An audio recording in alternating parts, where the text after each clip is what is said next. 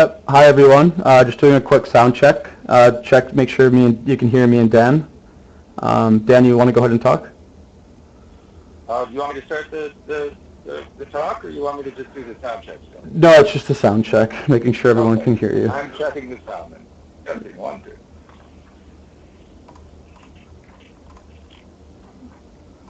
No one. Oh, okay. It seems like everyone can hear us. Says you're a little quiet though. I'm a little quiet. That's not usually something I'm accused of. Um, if you can, actually, I have it on full blast. Can you turn it up a little bit on your end? Yeah. How about that? Is that working for you?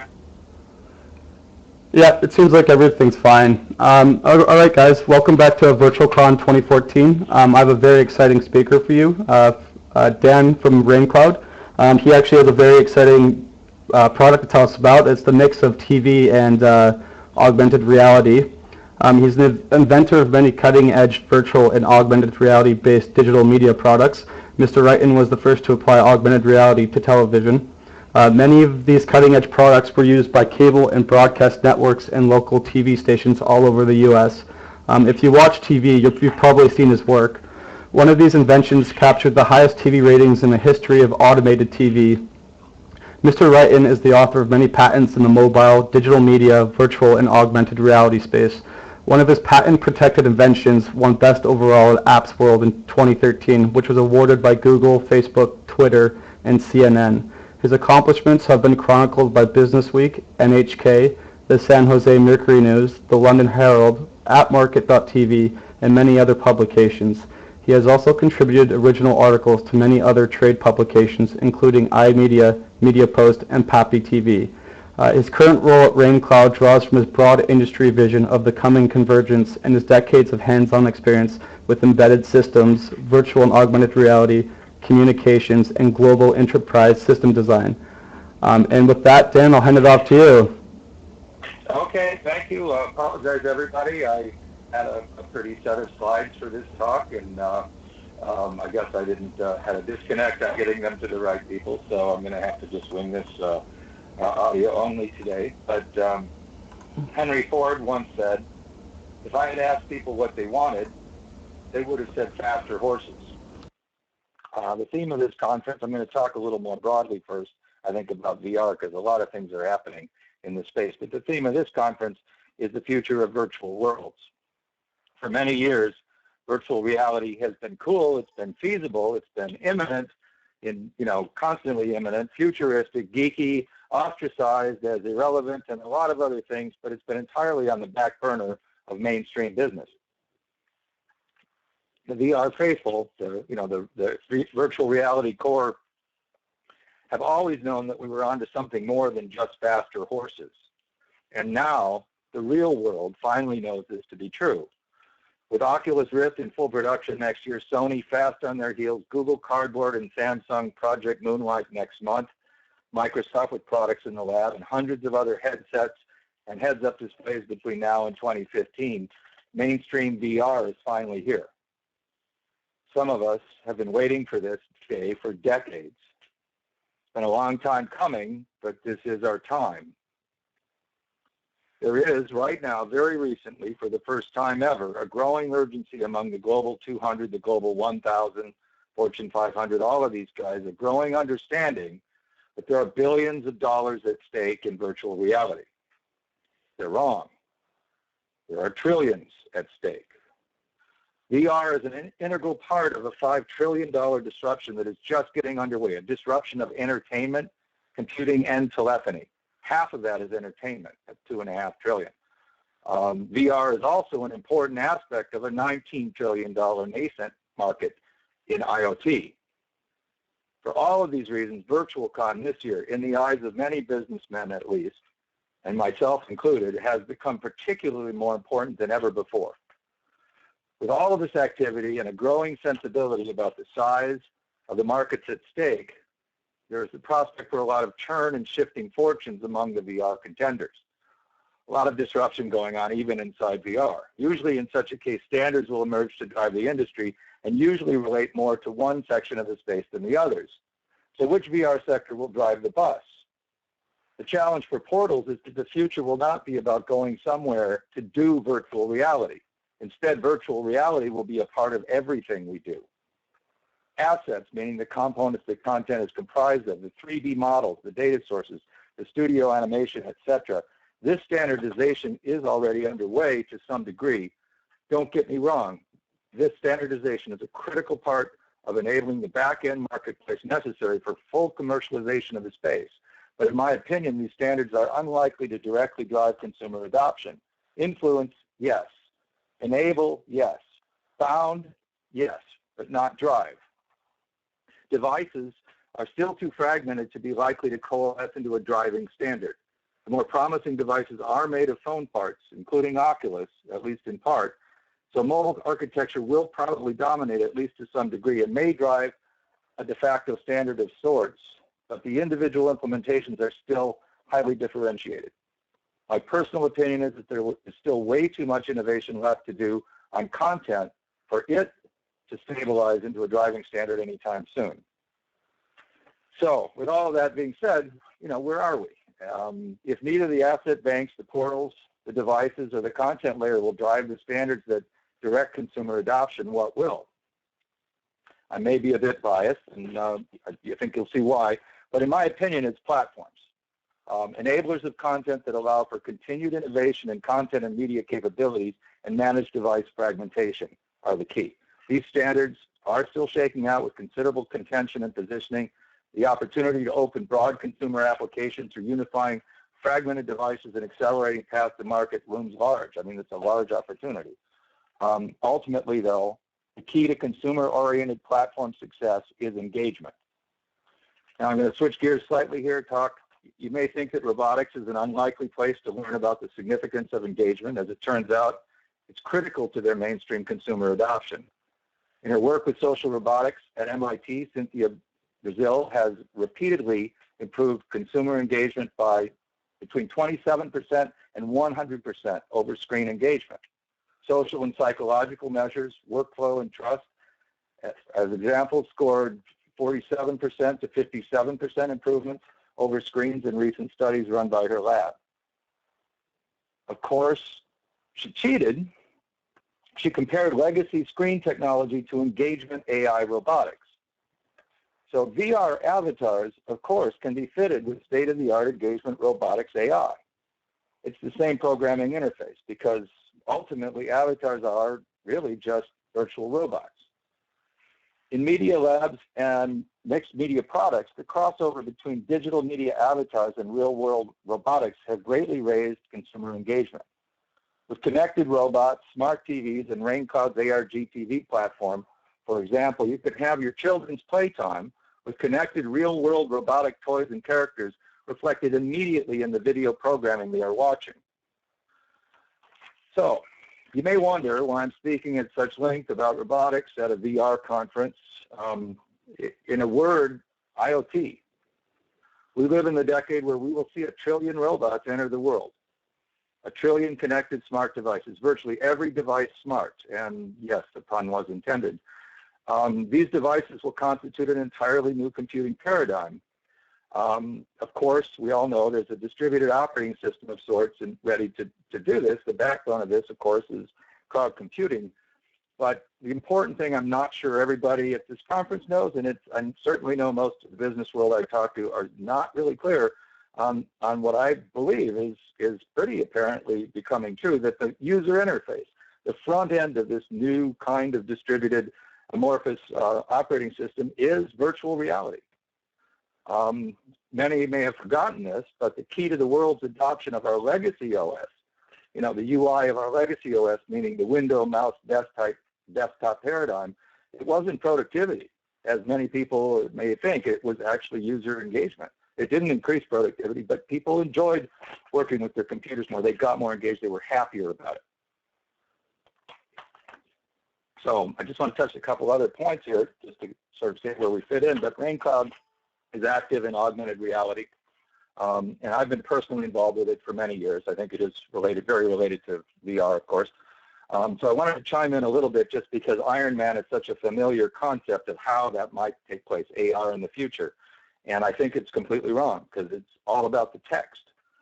And it's not how I see the future of AR anyway. Just like when I pioneered augmented reality on TV, it was clear that people did not want to read their televisions. I do not believe they want to read the world either. When we implemented our automated TV content based on AR with embedded virtual reality, real-time imaging and full motion video, ratings went through the roof. So I came to the conclusion, and I still think it's very much to the point, is that VR is the key to consumer engagement with media. And that specifically and especially includes new media. VR is the key to consumer engagement with AR, and VR is the key to engagement with IoT. So to me, the question about the future of virtual worlds is about how we can use them to further engage users with the cloud at higher and deeper levels. So our approach within that context, within that whole approach, I mean, there's a lot of room for a lot of different stabs at fulfilling these futures, but ReinCloud's virtual reality engagement platform, we're changing entertainment with our technology. Our patent-protected software uses virtual reality to transform conventional content into an entirely new kind of media. Content like games and multi-screen apps, and also Hollywood movies and TV shows, all blended together as mixed forms of virtual reality and augmented reality. The result is kind of like Pixar meets YouTube, because it's at once the democratization of content and it's also the transformation of media. Unlike other approaches based on simple graphics and text overlays, our fully immersive end-to-end system delivers superior engagement for pennies on the dollar. Early prototypes hit high ratings targets and 500,000 downloads in 20 person days, averaging 12 lines of app code per title. Highly leveraged, very fast, build once or process once, deploy anywhere. We support red-hot new platforms like Amazon Fire TV, which we can use to create it into a VR, immersive VR display device. Facebook, Oculus, of course, Google Cardboard, Google Glass, Epson smart glasses. Our cost-effective viewer engagement platform grows revenue and profits for content providers and advertisers. So that's our market niche we fit into. But ReinCloud, another thing I really want everyone here to know anyway, because this is our crowd, right? We're launching a crowdfunding campaign next week on Tilt. It used to be called CrowdTilt. Now I think it's just Tilt. So after Labor Day, but we're of course we've got our rewards that relate to multi-screen, the multi-screen VR games and VR-compatible smart TVs, smartphones, and other smart devices, and some new marquee Hollywood digital media titles that we're working on. But we're also handing out free VR headsets with every donation over $30. With the headsets, we're giving away proprietary ReinCloud hardware and software that allows you to do more with these VR headsets than you might imagine. And with or without your phone, by the way, but with your phone more than you think your smartphone might do right now. We're doing things like real-time high-performance VR with your smartphone, meaning experience true untethered VR now. You don't have to wait a year, but you also don't need to be tethered. But it's also ultra-high performance, so it keeps up with head speeds, head motion speeds, experience without the jerkiness, the nausea, the headache that comes from that. Things like a 2D to 3D adapter. Take 3D movies with your 2D phone. View them on your free VR headset. Share these 3D movies with your friends. They can view them on their smart TV, 3D phone, VR headset, smart glasses, etc. These are all things we're giving away with this crowdfunding thing. The Stereogram photo software. Take your own ViewMaster-like photos of your friends and your vacation on your 2D phone. View it in 3D, again, on your free VR headset. Capture immersive 360-degree 3D images of your friends and places you've been. View these as well on your free VR headset. All of these things are just a hint of what we're giving away and just the start of what we have in store for changing the world with VR. So please visit us on Tilt after, Tilt or CrowdTilt or however you know it after Labor Day and become a part of the VR media disruption.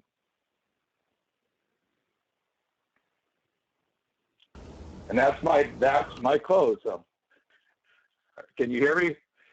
Hi, Dan. That was actually really awesome. I guess I'll start with the Q&A now, so if anyone has any questions for Dan, please PM me. I'll start with your campaign on Tilt. You said you'd be giving out free VR headsets. Which company are these VR headsets? Is it Oculus? Is it just you're making your own VR headsets, or where are these headsets coming from? No, we're working with other manufacturers. We've got some hardware to help extend their capabilities a little bit. So we're doing some hardware, a couple of hardware pieces that we're pushing out, but we're doing everything. Again, we're still talking to legal about, there's alternate cardboard headsets, there's Google Cardboard, there is V-Race, there's Oculus, and depending on the level, at $30, we're not shipping Oculus. Sorry, guys. but we're doing stuff that we can put into real high performance, because our software platform does right down to the metal, very ultra high performance, low footprint. We have our own VR engines that work really well in that space. So we're looking at the whole Samsung Moonlight, and we'll be shipping a bunch of those. So we're still putting the packages together, trying to make sure we're not stepping on, reshipping something that might or might not infringe. But we're going through other manufacturers for that stuff. Okay, cool. So it seems like the more you pay, the higher quality the headset you kind of get. Pretty much, although a lot of what the value proposition we add with what our other giveaways, I mean, the software and hardware we're delivering is very helpful to improve that. So one of the things is there's not a lot that we're going to be adding necessarily to an Oculus, for example, right? But to a V-Race or a Moonlight or a Cardboard, we've got things that can take your 2D phone, like some of those teasers I just told you about, some of the stuff we're putting out there, you can actually make them act as if they're a 3D phone or a 3D device, and we can even turn them into augmented reality headsets. VR's a little bit more, Oculus's headset's a little more purpose-built and harder to do that. So I'm not sure we're going to be able to give those kind of add-ons on that level, but we're offering packages of a lot of different stuff, and we're even doing some. I think I had something on the slide deck about even VR swag. There's just things that are just like sort of VR and 3D sort of memorabilia stuff that just added to that. But what we're really trying to do is get the software platform, show what you can do right now with VR, and get ready for what's coming, and in some ways go beyond it, because we can blend it with AR, VR and AR together. That's actually really interesting. Most of the people we've been talking to so far are either specifically doing AR or VR. It's cool that you're actually blending both the technologies together into one kind of package. Is that going to be kind of one of the points that will boost you ahead of your competitors? And in fact, who would your competitors be right now? Because I don't see many other people doing AR with TV screens and phones, but not TVs. Well, it's, answering who our competitors are it's kind of tricky, because it is new markets. Everybody's jostling different positions. So if I'm talking strictly business in terms of whose budgets are we competing for in terms of the engagement factor and so on, it's more people like Blipper. That's probably our biggest direct competition for those budgets of our target markets, right? On the other hand, if we look more at sort of competitively, Mentaio has got a platform that's very specifically AR, so it's kind of related, but we're very VR-centric. So, but we're also media-centric, which they're not, which puts us a little bit closer to like a Jaunt, and they just got a Series B, so of course we want to ramp up our fundraising a little, catch up. I think we're ahead of them on the technology, but certainly behind them the fundraising, so we got to do a little catch up there. But that's pretty much the landscape, I guess. In a very real sense, just in terms of raw media, like next-gen media, who's delivering these kind of multi-engagement, multiple people, next-generation media, we even look at Tryon, and I know they didn't do well in terms of making money. They spent a huge amount on the whole Defiance thing, but we see that as kind of proving out the demand in the market. They hit their engagement and ratings targets, and it certainly worked out, I think, pretty well for Comcast and Sci-Fi, but Tryon just spent way too much, and we're a platform that's all about delivering for pennies on the dollar, that same kind of thing with using technology instead of sort of brute forcing it and having massive armies of people doing that stuff. So that's how, I guess in a nutshell, that's the broader landscape of how we see our competition right now. Yeah, that's actually very insightful. I do have one more question based on the Tilt campaign you're doing. You commented that you have technology that will get rid of the nausea that people experience when they put on a virtual reality headset. How exactly are you guys doing that? Well, one of the main problem with the Moonlight / cardboard / V-Race class headsets, and I know Oculus took a different path, and I can't compare one to the other. I mean, we're on the Oculus Dev system, but the main problem with the smartphone-based ones is that the VR engines don't keep up. Even in television, you have this thing where generally the frame rate's so low, you have to slow the panning of the camera or people get sick, right? And when you have this thing head-mounted, your natural instinct is to move your head rather quickly, left or right. And when the jitter comes in, that it doesn't keep up with that because the VR engines are a bit bloated. They're not, what we have is a software accelerated down to bare metal VR engine that goes right into very highly efficient, very high performance. So that's how we do it. It's just raw performance. So keep up with the head speeds. All right, very cool. So I do have some questions from the audience. One of our members would like to know, what's your take on predictive analytics with data sets and big data generated by AR, VR device users? Have you toyed with it? How does he see it being implemented in the future? We have a couple of big data people on board. We are planning to roll that out. It's more for us, version 2, version 2.1. I see that both as aggregating from users and analytics going the other direction from any source, right, from any of the IoT, and visualizations from that. One of the things that I learned in previous work and what we've taken into some of our designs and patents and technology sets is that you can take almost any kind of data, structured or unstructured, and make one of 4 kinds of television shows from it. It's just TV is a little bit more formatted than most people realize. So the ability to automatically generate content, especially when it comes from data from either large numbers of people for broader interest content, also smaller numbers of people. I guess a big part of our focus goes a little away from the big data analytics, predictive analytics, in the sense that I think we're talking also, we just want to do, we do want to democratize the putting of people's lives into media and mixing it with professionally curated media and amateur curation of people just living their lives with mobile and wearables, especially. So I know I'm not fully answering this question. I'm kind of I'm struggling. I'm stabbing around the edges of it, I guess. But without getting into specific product releases, I think that's as good as I can do for now. So. No, you did answer it a little bit. Speaking of future, where do you see AR, VR delivery in the future, say in 5 years, 10 years? Will we still have devices? If so, what kind of devices? Or will we have one all-encompassing device? I think we'll have a diversity of devices. I think there will be some, hopefully by then, the plan, I think, for everybody is to have some standardization of interface. My personal thing is that, I think everybody's hoping we have, comfortable fashion frames and contact lenses and so on at people's choice to do wearables that can be multi-purpose.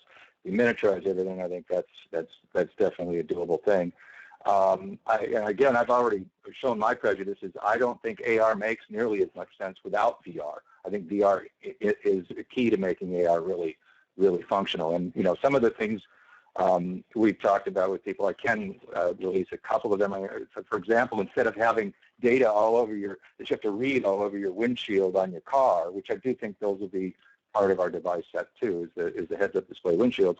But instead of a bunch of text information and so on that's going to make you distracted and crash, or a nagging voice to tell you where to go, simply following a ghost car, a chase car down the road as it puts its blinkers on and you follow this ghost robot car. Now, a lot of the real cars will be robot cars at the same time, I think. But we're already doing that in Mountain View here.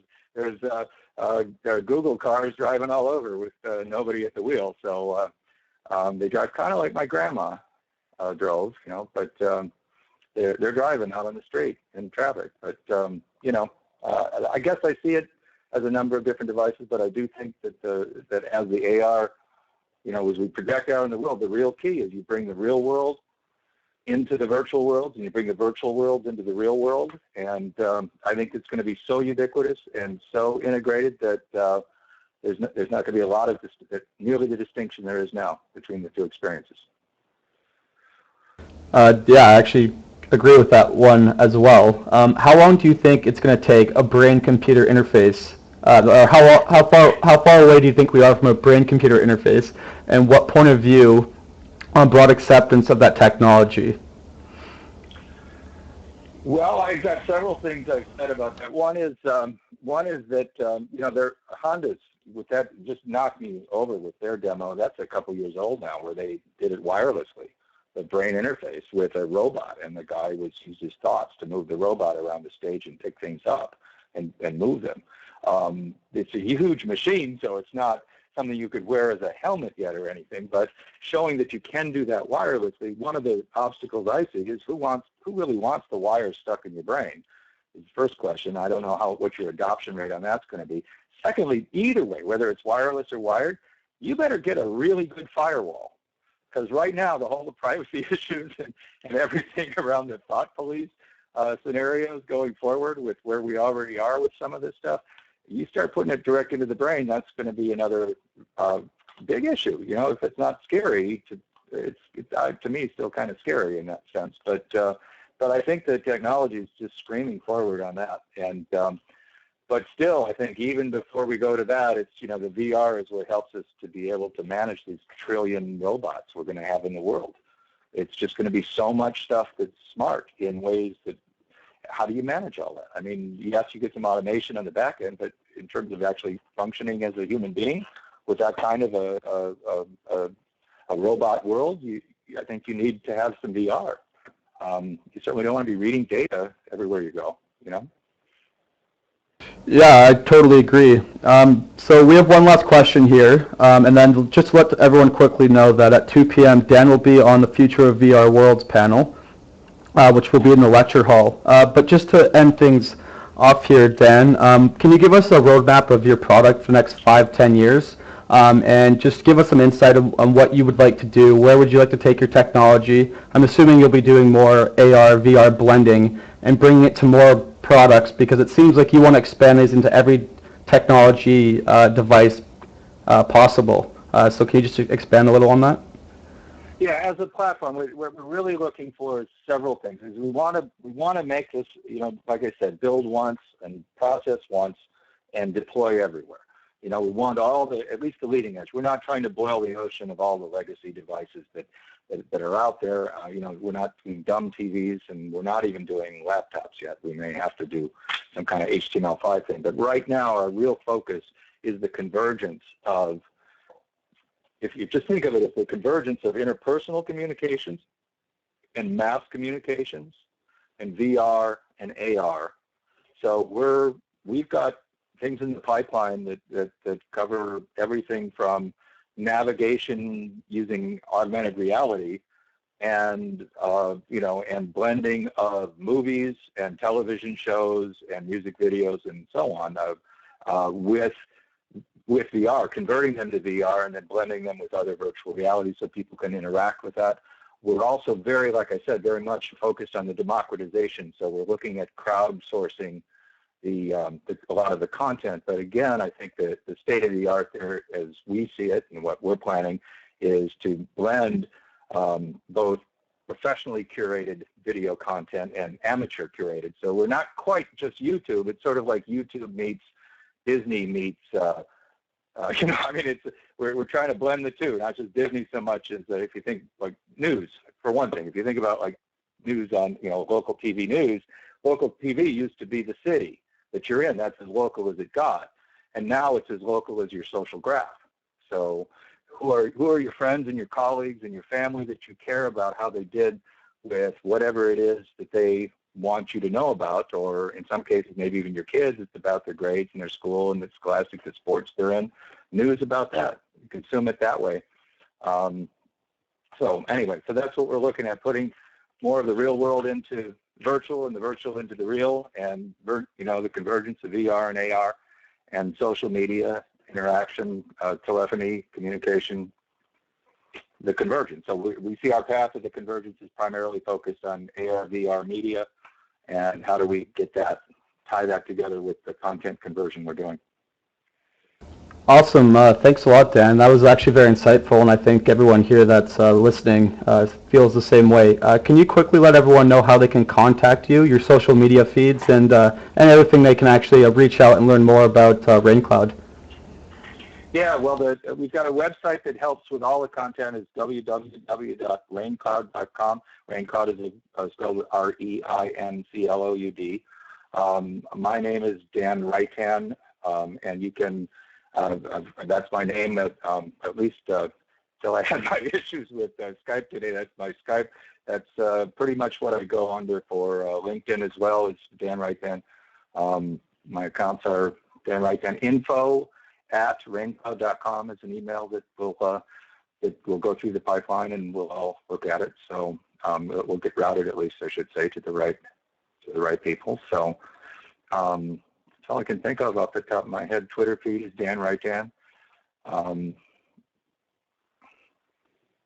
And I don't know, I can't tell you the URL on Tilt yet. We didn't get that fully deployed. It won't come out till after Labor Day. But go look for us at Tilt.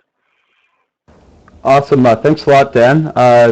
We really appreciate you coming out and speaking here, and we'll also appreciate you being on the panel in about 25 minutes.